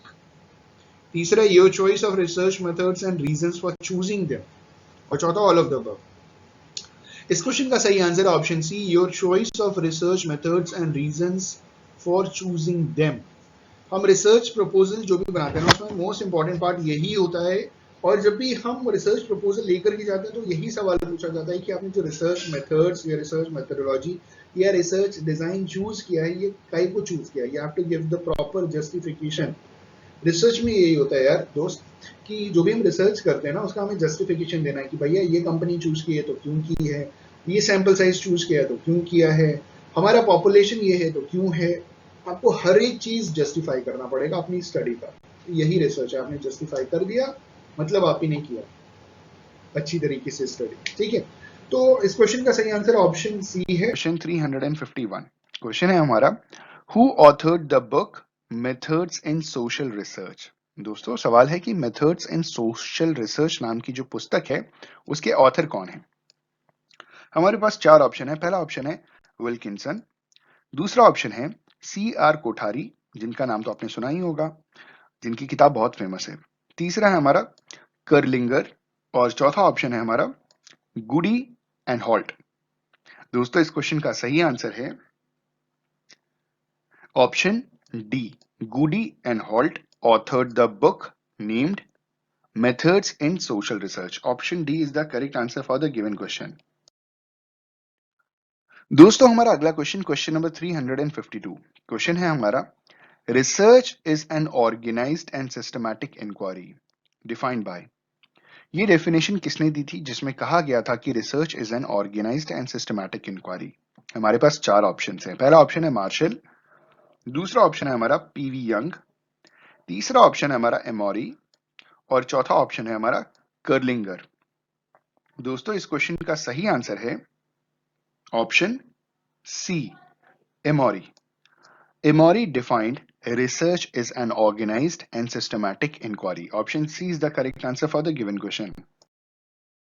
हमारा अगला क्वेश्चन नंबर 353 क्वेश्चन है हमारा research is a scientific undertaking ओपाइंड bye. Research एक साइंटिफिक अंडरटेकिंग है और ये किसने बताया था, मतलब एक हिसाब से डेफिनेशन है, ये किसका ओपिनियन है। We have 4 options. पहला ऑप्शन यंग, दूसरा ऑप्शन कर्लिंगर, तीसरा ऑप्शन कोठारी, चौथा ऑप्शन एमोरी। दोस्तों इस क्वेश्चन का सही आंसर है ऑप्शन ए यंग। जी हाँ दोस्तों, इस क्वेश्चन का सही आंसर है ऑप्शन ए पीवी यंग, मतलब इनका पूरा नाम पीवी यंग है। इन्होंने ही बोला था कि research is a scientific undertaking. Option A is the correct answer for the given question. हमारा अगला क्वेश्चन नंबर 354 क्वेश्चन है हमारा a systematic step by step procedure following logical process of reasoning called. एक सिस्टमैटिक स्टेप बाय स्टेप जो procedure है, ठीक है, एक लॉजिकल प्रोसेस है रीजनिंग का, इसे हम क्या कहते हैं। पहला ऑप्शन एक्सपेरिमेंट, दूसरा ऑप्शन ऑब्जर्वेशन, तीसरा ऑप्शन डिडक्शन, चौथा ऑप्शन साइंटिफिक मेथड। दोस्तों इस क्वेश्चन का सही आंसर है option D scientific method. A systematic step-by-step procedure following logical process of reasoning is called scientific method. Option D is the correct answer for the given question. हमारा अगला question number 355 question है हमारा ethical neutrality is a feature of। पहला option deduction, दूसरा option scientific method, तीसरा option observation, चौथा option experience. दोस्तों इस क्वेश्चन का सही आंसर है ethical neutrality is a feature of scientific method. Option B is the correct answer for the given question. हमारा अगला क्वेश्चन नंबर 356 क्वेश्चन है हमारा scientific method is committed to. पहला ऑप्शन ऑब्जेक्टिविटी, दूसरा ऑप्शन एथिक्स, तीसरा option proposition और चौथा option neutrality. दोस्तों इस क्वेश्चन का सही आंसर है scientific method is committed to objectivity. Option A is the correct answer for the given question. हमारा अगला क्वेश्चन नंबर 357 क्वेश्चन है हमारा one of the methods of logical reasoning process is called. Logical reasoning process का एक method क्या कहलाता है। पहला ऑप्शन इंडक्शन, दूसरा ऑप्शन डिडक्शन, तीसरा ऑप्शन रिसर्च, चौथा ऑप्शन एक्सपेरिमेंट। दोस्तों इस क्वेश्चन का सही आंसर है one of the methods of logical reasoning process is called induction. Option A is the correct answer for the given question. हमारा अगला क्वेश्चन नंबर 358 क्वेश्चन है हमारा an essential criterion of scientific study is belief, option B value, option C objectivity and option D subjectivity. दोस्तों इस question का सही answer है an essential criterion of scientific study is objectivity. Option C is the correct answer for the given question. हमारा अगला question number 359 question है हमारा reasoning from general to particular is called. General से particular direction की तरफ जब हमारी reasoning बढ़ती है तो उसे हम क्या बोलते हैं।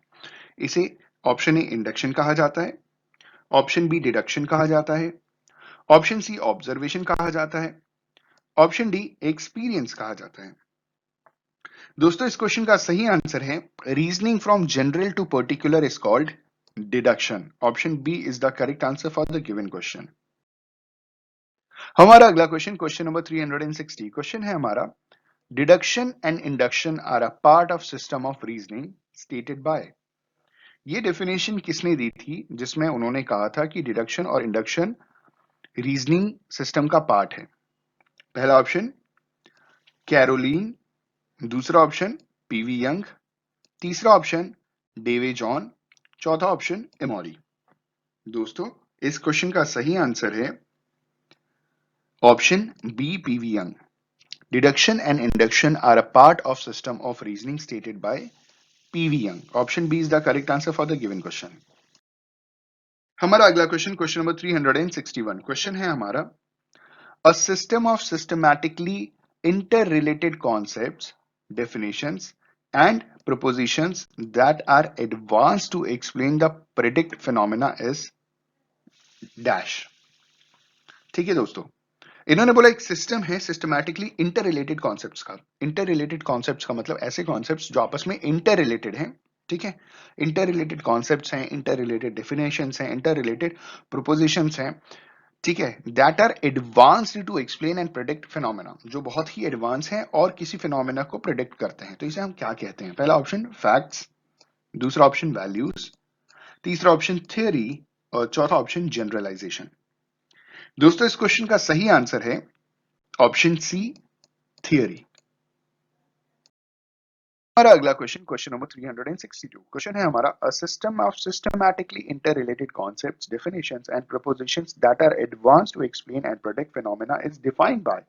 पिछली बार में पूछा गया था कि होता क्या है, इस बार ये पूछ रहे हैं कि डेफिनेशन दी किसने थी। ठीक है दोस्तों, पहला ऑप्शन है हमारा जैक गिब्स, दूसरा ऑप्शन पीवी यंग, तीसरा ऑप्शन ब्लैक, चौथा option Rose Arnold.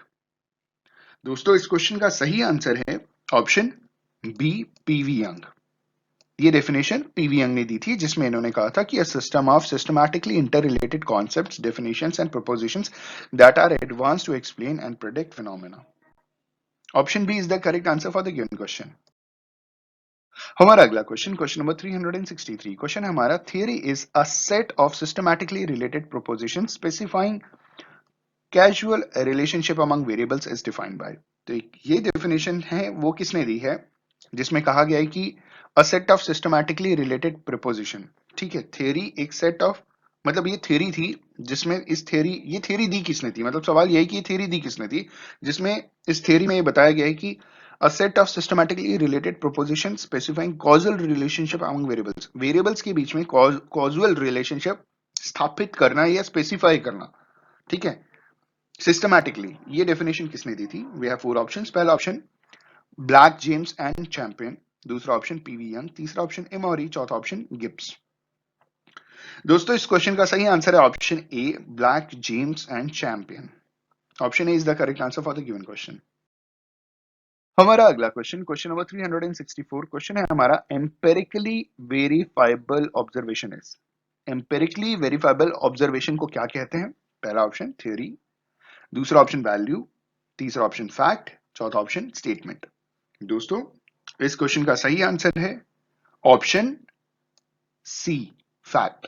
empirically verifiable observation is fact. Option C is the correct answer for the given question. अगला क्वेश्चन, क्वेश्चन नंबर 365, क्वेश्चन है हमारा fact is empirically verifiable observation dash is defined by, मतलब who has defined this? Fact is empirically verifiable observation, ये किसने define किया था? पहला option है हमारा गुड एंड हैट, दूसरा ऑप्शन एमोरी, तीसरा ऑप्शन पीवी यंग, चौथा ऑप्शन क्लेवर। दोस्तों इस क्वेश्चन का सही आंसर है fact is empirically verifiable observation is defined by Goode and Hatt. Option A is the correct answer for the given question. हमारा अगला क्वेश्चन, क्वेश्चन नंबर 366, क्वेश्चन है हमारा dash is systematically conceptual structure of interrelated elements in some semantic form. ठीक है दोस्तों, तो इसका पहला ऑप्शन है कॉन्सेप्ट, दूसरा ऑप्शन वेरिएबल, तीसरा ऑप्शन मॉडल और चौथा ऑप्शन फैक्ट्स। दोस्तों इस क्वेश्चन का सही आंसर है option C, model. Model is a systematically conceptual structure. Model क्या होता है? एक सिस्टमैटिकली कॉन्सेप्चुअल स्ट्रक्चर होता है जो इंटर रिलेटेड, उसके अंदर जो एलिमेंट्स होते हैं ना आपस में इंटर रिलेटेड होते हैं किसी न किसी फॉर्म में। ठीक है, किसी न किसी एक सिस्टम में, किसी न किसी एक स्ट्रक्चर में। तो option C is the correct answer for the given question. हमारा अगला क्वेश्चन, क्वेश्चन नंबर 367, क्वेश्चन है हमारा social science deals with. Social science किस में डील करता है? पहला ऑप्शन ऑब्जेक्ट्स, दूसरा ऑप्शन ह्यूमन बींग्स, तीसरा ऑप्शन लिविंग थिंग्स, चौथा ऑप्शन नॉन लिविंग थिंग्स। दोस्तों इस क्वेश्चन का सही आंसर है option B, human beings. Social science deals with human beings. Option B is the correct answer for the given question. हमारा अगला question, question number 368, question है हमारा science is broadly divided into dash. जो science है वो broadly कितने part में, मतलब किस किस चीज में डिवाइडेड है? पहला ऑप्शन नेचुरल एंड सोशल, दूसरा है नेचुरल एंड फिजिकल, तीसरा है फिजिकल एंड मेंटल और चौथा है सोशल एंड फिजिकल। तो साइंस बेसिकली किस पार्ट के में डिवाइडेड है, मतलब कैसे डिवाइडेड है? तो इस क्वेश्चन का सही आंसर है option A, natural science and social science. Social science आप जानते हैं, नेचुरल साइंस जो आप पढ़ चुके हैं, ठीक है। सोशल साइंस भी आप पढ़ चुके हैं। तो नॉर्मली साइंस दो पार्ट में, एक नेचुरल साइंस होता है जहाँ पे हम साइंस की चीजें आप पढ़ते हो, मालूम है ना आपको, फिजिक्स में हो गया, केमिस्ट्री हो गया, बायोलॉजी हो गया, बायोटिक चीजें हो गई, living thing, non living thing, वो सब बेसिक साइंस हो गया, ठीक है। और सोशल साइंस में आपने बाकी सारी चीजें पढ़ ली। तो option A is the correct answer for the given question. हमारा अगला क्वेश्चन, क्वेश्चन नंबर 369, क्वेश्चन है हमारा social science try to explain dash. Social science क्या एक्सप्लेन करने की कोशिश करता है between human activities and natural laws governing them? पहला ऑप्शन कॉजल कनेक्शन, दूसरा ऑप्शन रीजन, तीसरा ऑप्शन इंटरैक्शन, चौथा ऑप्शन ऑब्जेक्टिव्स। दोस्तों इस क्वेश्चन का सही आंसर है option A, causal connection. Option A is the correct answer for the given question. हमारा अगला क्वेश्चन, क्वेश्चन नंबर 370, क्वेश्चन हमारा social science research dash problems. पहला ऑप्शन एक्सप्लेन प्रॉब्लम्स, दूसरा ऑप्शन डायग्नोसिस प्रॉब्लम, तीसरा option recommend problems, चौथा option formulate problems. दोस्तों इस question का सही आंसर है option B, diagnosis problem. Social science research diagnosis problems, option B is the correct answer. Diagnosis का मतलब होता है किसी भी एक प्रॉब्लम का ना पता लगाना। मतलब जैसे आपको कोई अगर बीमारी हो जाती है तो आप डॉक्टर के पास जाते हो, डॉक्टर क्या करता है, डायग्नोस करके आपको बताता है क्या है क्या नहीं, ठीक है। तो सोशल साइंस रिसर्च क्या करता है कि वो प्रॉब्लम्स को डायग्नोस करता है, मतलब उसका एक हिसाब से पता लगाता है कि एक्चुअली क्या हुआ रहा, का समझो। अगला क्वेश्चन है हमारा क्वेश्चन नंबर 371, जिसमें कहा गया है सोशल रिसर्च एम्स एट। जो सोशल रिसर्च है उसका मेन मकसद क्या है, एम क्या है? पहला ऑप्शन इंटीग्रेशन, दूसरा ऑप्शन सोशल हार्मनी, तीसरा ऑप्शन नेशनल इंटीग्रेशन, चौथा ऑप्शन सोशल इक्वालिटी। दोस्तों इस क्वेश्चन का सही आंसर है option A, integration. Social research aims at integration. हमारा अगला क्वेश्चन, क्वेश्चन नंबर 372, जिसमें कहा गया है the methods by which a sample is chosen. जिस मेथड द्वारा सैंपल को हम चूज करते हैं उसे क्या बोलते हैं? पहला ऑप्शन यूनिट, दूसरा ऑप्शन डिजाइन, तीसरा ऑप्शन रैंडम, चौथा ऑप्शन सेंसस। दोस्तों इस क्वेश्चन का सही आंसर है, क्या होगा वैसे? The method by which a sample is chosen is called design. Option sample design पूछा जाता है ना आपसे, ठीक है। Option B is the correct answer for the given question. हमारा अगला क्वेश्चन, क्वेश्चन नंबर 373, जिसमें पूछा जा रहा है कि basing conclusions without any bias and value judgement is dash. ठीक है दोस्तों, कंक्लूजन में आना बिना किसी बायसनेस के और बिना किसी वैल्यू जजमेंट के, ठीक है, उसे हम क्या बोलेंगे? पहला ऑब्जेक्टिविटी, दूसरा स्पेसिफिसिटी, तीसरा वैल्यूज, चौथा फैक्ट्स। दोस्तों इस क्वेश्चन का सही आंसर होना चाहिए option A, objectivity. Basing conclusions without any bias and value judgment is objectivity. Option A is the correct answer for the given question. हमारा अगला क्वेश्चन, क्वेश्चन 374, जिसमें पूछा जा रहा है कि research is classified on the basis of dash and methods. Dash and methods, पहला option purpose and methods, दूसरा ऑप्शन इंटेंट एंड मेथड्स, तीसरा ऑप्शन मेथोडोलॉजी एंड मेथड्स, चौथा ऑप्शन टेक्निक्स एंड मेथड्स। दोस्तों इस क्वेश्चन का सही आंसर है research is classified on the basis of intent and methods. Option B is the correct answer for the given question. दोस्तों हमारा अगला क्वेश्चन है क्वेश्चन नंबर 375, क्वेश्चन है हमारा research undertaken for knowledge sake is pure research, option B action research, option C pilot study, option D survey. दोस्तों इस question का सही आंसर है research undertaken for knowledge sake is pure research. Option A is the correct answer for the given question. Question number 376, question है हमारा example for fact finding study is. Fact finding study का example क्या है? पहला option pure research, दूसरा option survey, तीसरा option action research, चौथा option long term research. दोस्तों इस क्वेश्चन का सही आंसर है example for fact finding study is option B, survey. Survey is an example for fact finding study. Survey की मदद से हम किसी भी चीज का फैक्ट फाइंड कर सकते हैं। Option B is the correct answer for the given question. दोस्तों हमारा अगला क्वेश्चन, क्वेश्चन नंबर 377, क्वेश्चन है हमारा, फैक्ट्स और informations are analysed and critical evaluation is made in. जो फैक्ट्स और इंफॉर्मेशन है उसे हम एनालाइज करते हैं और उसका क्रिटिकल इवैल्यूएशन कहाँ करते हैं? पहला ऑप्शन सर्वे में, दूसरा ऑप्शन एक्शन रिसर्च, तीसरा ऑप्शन एनालिटिकल रिसर्च, चौथा ऑप्शन पायलट स्टडी। दोस्तों इस क्वेश्चन का सही आंसर है फैक्ट्स और informations are analysed and critical evaluation is made in analytical research. Option C is the correct answer for the given question.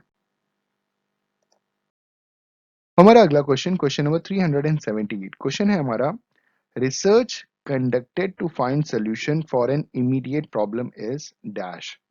जो research conduct किया जाता है ताकि किसी इमीडिएट प्रॉब्लम का सॉल्यूशन ढूंढा जा सके उसे क्या कहते हैं? पहला ऑप्शन फंडामेंटल रिसर्च, दूसरा ऑप्शन एनालिटिकल रिसर्च, तीसरा ऑप्शन सर्वे, चौथा ऑप्शन एक्शन रिसर्च।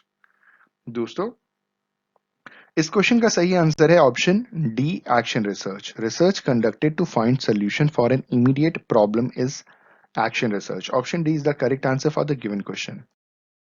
हमारा अगला क्वेश्चन, क्वेश्चन 379, क्वेश्चन है हमारा, fundamental research is otherwise called. Fundamental research is otherwise called, पहला ऑप्शन एक्शन रिसर्च, दूसरा ऑप्शन सर्वे, तीसरा ऑप्शन पायलट स्टडी, चौथा ऑप्शन प्योर रिसर्च। तो पूछा ये जा रहा है कि फंडामेंटल रिसर्च का दूसरा कौन सा नाम है जो आप जानते हो, ठीक है? तो दोस्तों इस क्वेश्चन का सही आंसर है option D pure research. Fundamental research is otherwise called pure research. Option D is the correct answer. अगला क्वेश्चन, क्वेश्चन नंबर 380, क्वेश्चन है हमारा, motivation research is a type of dash research. जो motivation research होता है वो किस तरीके का रिसर्च होता है? पहला ऑप्शन क्वांटिटेटिव, दूसरा ऑप्शन क्वालिटेटिव, तीसरा ऑप्शन प्योर रिसर्च, चौथा ऑप्शन अप्लाइड रिसर्च। दोस्तों इस क्वेश्चन का सही आंसर है option B qualitative research. Motivation research is a type of qualitative research. Option B is the correct answer. हमारा अगला क्वेश्चन, क्वेश्चन नंबर 381, क्वेश्चन है हमारा, research related to abstract ideas और कॉन्सेप्ट इज। जो research abstract ideas और concept से related होता है उसे क्या कहते हैं? पहला ऑप्शन एम्पेरिकल रिसर्च, दूसरा ऑप्शन कॉन्सेप्चुअल रिसर्च, तीसरा ऑप्शन क्वांटिटेटिव रिसर्च, चौथा ऑप्शन क्वालिटेटिव रिसर्च। दोस्तों इस क्वेश्चन का सही आंसर है research related to abstract ideas और concepts is conceptual research. Option B is the correct answer for the given question. हमारा अगला क्वेश्चन, क्वेश्चन नंबर 382, क्वेश्चन है हमारा, research which follows case study method is called. एक research जहां पे case study method को follow किया जाता है उसे क्या कहते हैं? पहला ऑप्शन क्लिनिकल और डायग्नोस्टिक, दूसरा है कॉजल, तीसरा है एनालिटिकल, चौथा है क्वालिटेटिव। दोस्तों इस क्वेश्चन का सही आंसर है research which follows a case study method is called clinical और diagnostic research. Option A is the correct answer for the given question. हमारा अगला क्वेश्चन, क्वेश्चन नंबर 383, क्वेश्चन है हमारा, research conducted in classroom atmosphere is called. Classroom atmosphere में जो research conduct किया जाता है उसे क्या कहते हैं? पहला ऑप्शन फील्ड स्टडी, दूसरा ऑप्शन सर्वे, तीसरा ऑप्शन लेबोरेटरी रिसर्च और चौथा ऑप्शन एम्पेरिकल रिसर्च। दोस्तों इस क्वेश्चन का सही आंसर है research conducted in classroom atmosphere is called laboratory research. उसे लेबोरेटरी रिसर्च कंसिडर किया जाता है। ऑप्शन सी सही जवाब। दोस्तों हमारा अगला क्वेश्चन, क्वेश्चन नंबर 384, क्वेश्चन है हमारा, research through experiment and observation is called. जो रिसर्च एक्सपेरिमेंट और ऑब्जर्वेशन के थ्रू किया जाता है उसे क्या कहते हैं? पहला ऑप्शन क्लिनिकल रिसर्च, दूसरा ऑप्शन एक्सपेरिमेंटल रिसर्च, तीसरा ऑप्शन लेबोरेटरी रिसर्च और चौथा ऑप्शन एम्पेरिकल रिसर्च। दोस्तों इस क्वेश्चन का सही आंसर है research through experiment and observation is called empirical research. Option D is the correct answer for the given question. हमारा अगला क्वेश्चन, क्वेश्चन नंबर 385, क्वेश्चन है हमारा, population census is an example of dash research. जो population census होता है ना, जिसे हिंदी में जनगणना कहते हैं, वो किस टाइप के रिसर्च का एक उदाहरण है? पहला ऑप्शन सर्वे, दूसरा ऑप्शन एम्पेरिकल रिसर्च, तीसरा ऑप्शन क्लिनिकल रिसर्च, चौथा ऑप्शन डायग्नोस्टिक। तो इस क्वेश्चन का एकदम इजी सा आंसर है जो आप सभी जानते हैं, population census is an example of survey research. Option ए एकदम सही जवाब है इस प्रश्न का। हमारा अगला क्वेश्चन, क्वेश्चन नंबर 386, क्वेश्चन है हमारा, the author of the grammar of science is. The grammar of science के ऑथर कौन थे? पहला ऑप्शन ऑस्टिल, दूसरा ऑप्शन रिचर्ड, तीसरा ऑप्शन कार्ल पियर्सन, चौथा ऑप्शन कर्लिंगर। दोस्तों इस क्वेश्चन का सही आंसर है the author of grammar of science is option C Karl Pearson. Option C is the correct answer. दोस्तों हमारा अगला क्वेश्चन, क्वेश्चन नंबर 387 क्वेश्चन है हमारा, the romance of research is authored by. क्या बात है, क्या नाम है, the romance of research is authored by. पहला ऑप्शन रेडमैन एंड मोरे, दूसरा ऑप्शन पीवी यंग, तीसरा option Robert C Meyer and option D Harold Dazer. दोस्तों इस क्वेश्चन का सही आंसर है the romance of research is authored by Redman and Mory. Option A is the correct answer for the given question. हमारा अगला question, question number 388 question है हमारा, dash is a way to systematically solve the research problems. ठीक है, एक इनमें से इन option में से कोई एक ऐसा वे है, एक ऐसा रास्ता है या एक ऐसा तरीका है जिसमें हम किसी भी रिसर्च प्रॉब्लम को सिस्टमैटिकली सॉल्व कर सकते हैं। पहला ऑप्शन है टेक्निक, दूसरा ऑप्शन है ऑब्जर्वेशंस, तीसरा ऑप्शन है रिसर्च मेथोडोलॉजी और चौथा ऑप्शन रिसर्च प्रोसेस। दोस्तों इस क्वेश्चन का सही आंसर है option C research methodology. Research methodology is a way to systematically solve the research problems. हमारा अगला क्वेश्चन, क्वेश्चन 389 क्वेश्चन है हमारा, good research is always dash. एक अच्छा रिसर्च हमेशा डैश होता है। पहला ऑप्शन स्लो, दूसरा ऑप्शन फास्ट, तीसरा ऑप्शन नैरो, चौथा ऑप्शन सिस्टमैटिक। दोस्तों इस क्वेश्चन का सही आंसर है option D systematic. Good research is always systematic in nature. हमारा अगला क्वेश्चन, क्वेश्चन नंबर 390 हमारा क्वेश्चन है, गुड रिसर्च इज लॉजिकल, दूसरा ऑप्शन नॉन लॉजिकल, तीसरा ऑप्शन नैरो, चौथा ऑप्शन सिस्टमैटिक। दोस्तों इस क्वेश्चन का सही आंसर है good research is logical. Option A is the correct answer for the given question. हमारा अगला क्वेश्चन, क्वेश्चन नंबर 391 क्वेश्चन है हमारा, criteria of good research is written by. ठीक है, क्राइटेरिया ऑफ गुड रिसर्च के ऑथर कौन थे? पहला ऑप्शन डेल्टा कैपिन, दूसरा ऑप्शन जेम्स हैरोल्ड फॉक्स, तीसरा ऑप्शन पीवी यंग और चौथा ऑप्शन कार्ल पॉपर। दोस्तों इस क्वेश्चन का सही आंसर है option B James Harold Fox. Criteria of good research is written by James Harold Fox. Option B is the correct answer. हमारा अगला क्वेश्चन, क्वेश्चन नंबर 392 क्वेश्चन है हमारा, research method is a part of dash. Research method जो है वो किस चीज का पार्ट है? पहला ऑप्शन प्रॉब्लम, दूसरा ऑप्शन एक्सपेरिमेंट, तीसरा ऑप्शन रिसर्च टेक्निक्स, चौथा ऑप्शन रिसर्च मेथोडोलॉजी। दोस्तों इस क्वेश्चन का सही आंसर है research method is a part of research methodology. Option D एकदम सही जवाब। हमारा अगला क्वेश्चन, क्वेश्चन नंबर 393 क्वेश्चन है हमारा, identifying causes of a problem and possible solution to a problem is dash. ठीक है, आप समझ गए question. Identifying causes of a problem, किसी भी एक प्रॉब्लम के कॉजेज को आइडेंटिफाई करना और पॉसिबल सोल्यूशन बताना उस प्रॉब्लम का, उसे क्या बोलते हैं? पहला ऑप्शन फील्ड स्टडी, दूसरा ऑप्शन डायग्नोस्टिक स्टडी, तीसरा ऑप्शन एक्शन स्टडी और चौथा और आखिरी ऑप्शन पायलट स्टडी। दोस्तों इस क्वेश्चन का सही आंसर है diagnostic study. Option B is the correct answer for the given question. हमारा अगला क्वेश्चन, क्वेश्चन नंबर 394 क्वेश्चन है हमारा, dash helps in social planning. इनमें से क्या चीज सोशल प्लानिंग में हेल्प करता है? पहला ऑप्शन सोशल साइंस रिसर्च, दूसरा एक्सपीरियंस सर्वे, तीसरा प्रॉब्लम फॉर्मुलेशन, चौथा डायग्नोस्टिक स्टडी। दोस्तों इस क्वेश्चन का सही आंसर है option A social science research helps in social planning. Option A is the correct answer for the given question. हमारा अगला क्वेश्चन, क्वेश्चन नंबर 395 क्वेश्चन है हमारा, foundations of behavioural research is written by.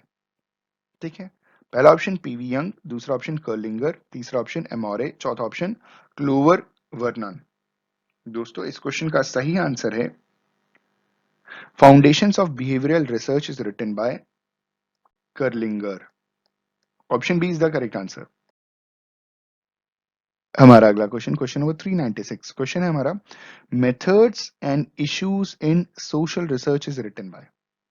पहला option Black James and Champions, दूसरा option PV Young, तीसरा option Morton Kaplan, चौथा option William Emory. दोस्तों इस क्वेश्चन का सही आंसर है methods and issues is social research is written by Black, James and Champions. Option A is the correct answer for the given question.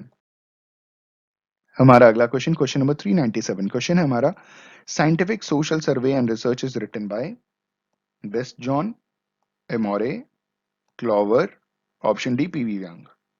इस question का सही answer है scientific social survey and research is written by P V Young. Option D is the correct answer for the given question. हमारा अगला question, question number 398 question है हमारा, doubt is often better than dash. पहला option believe, दूसरा option value, तीसरा option confidence, चौथा option over confidence. दोस्तों इस क्वेश्चन का सही आंसर है कि doubt is often better then over confidence. Option D is the correct answer.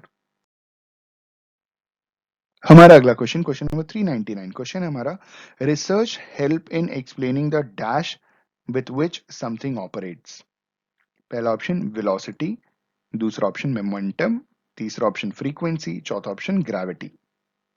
दोस्तों इस क्वेश्चन का सही आंसर है research help in explaining the frequency with which something operates. Option C is the correct answer for the given question. हमारा आखिरी question, इस video lecture का आखिरी क्वेश्चन, क्वेश्चन नंबर 400 और क्वेश्चन है हमारा, dash is a motivation for research in students. पहला option research degree, दूसरा ऑप्शन रिसर्च अकेडमी, तीसरा ऑप्शन रिसर्च लैब्स, चौथा ऑप्शन रिसर्च प्रॉब्लम्स।